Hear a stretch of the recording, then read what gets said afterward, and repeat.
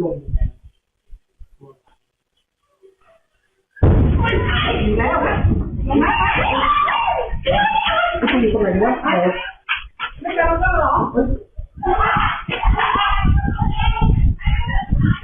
dạ bóng bóng đó tịch casino lăng riệp đó đây bánh bột bột tích lăng khói nè thay lê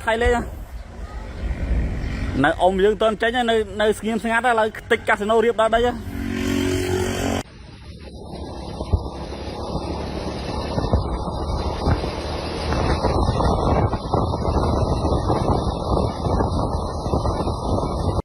So overnight here in the U.S. and the U.K., we had airstrikes on Cambodian territory by Thailand, and that was in retaliation for what Thailand says was an unprovoked Cambodian attack across the border yesterday that led to the death of one Thai soldier. And in both cases, we have injured civilians on both sides.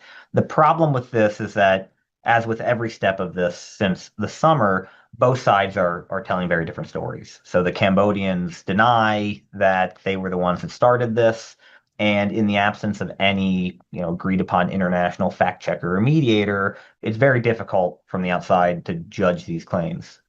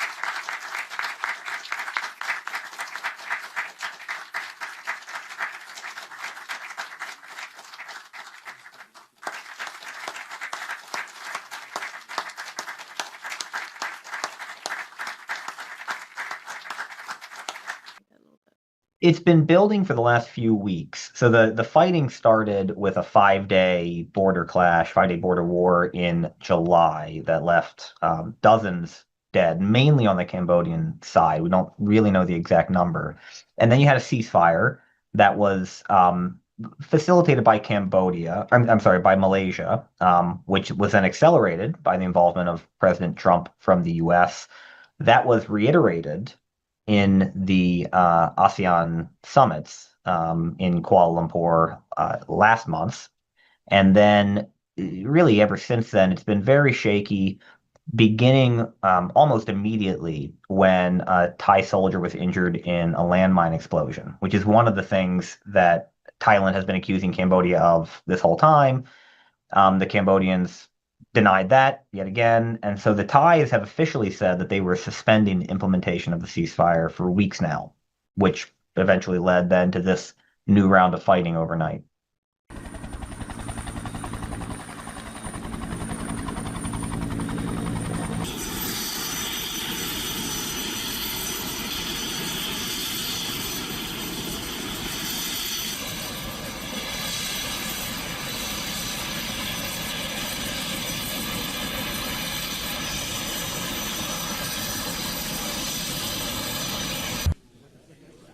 I wish to invite Excellencies the Prime Ministers for a group photo session.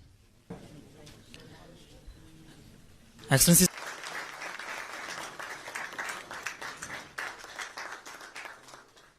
Thank you very much, Excellencies. Distinguished guests. I think there is effort on the Malaysian side, and we'll see how the Americans intervene if Donald Trump gets on the phone again with these leaders in Cambodia and Thailand to salvage the ceasefire. But the ceasefire it is a ceasefire. It's not a peace deal. It doesn't address any of the underlying problems here. So by its very nature, it's going to be fragile. This also comes at a time of heightened nationalism in both countries. And for Thailand in particular, the current prime minister is effectively a caretaker. He's pledged to call elections by the end of January. So there's a lot of political incentive not to appear weak, not to appear to be browbeaten by the Americans. And so I think that encourages a cycle of escalation that's pretty hard to get out of.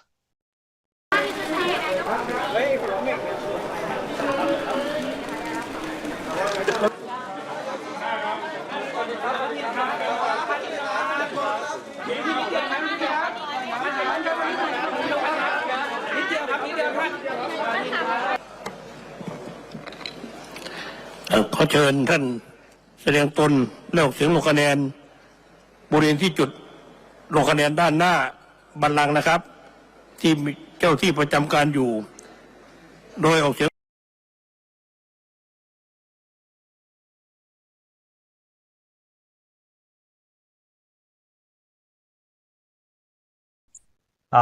Well, as with a lot of things in mainland Southeast Asia, ultimately we can blame France. This this boils down to a disagreement over where the land border between Cambodia and Thailand is supposed to lie, particularly around some culturally sensitive temples and religious sites. And at base is a map that the French authorities in Indochina basically foisted upon the kingdom of Siam more than 100 years ago, and the Thais have always had objections to. And in some cases, it's as simple as the two sides using maps that are at different scales. And so the Thais prefer a more detailed map, the Cambodians prefer this old French map that's more vague, and that means that depending on which map you're looking at, the border lies 100 yards in one direction or the other.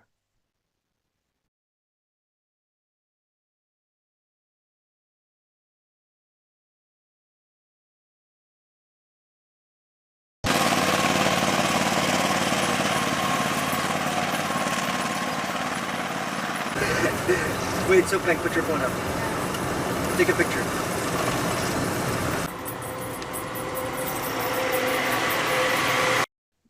Well, that's right. The Cambodians are hopelessly outmatched here, particularly when it comes to higher end platforms. The airstrikes that Thailand conducted in the last 24 hours use US F-16s, fourth generation fighter jets.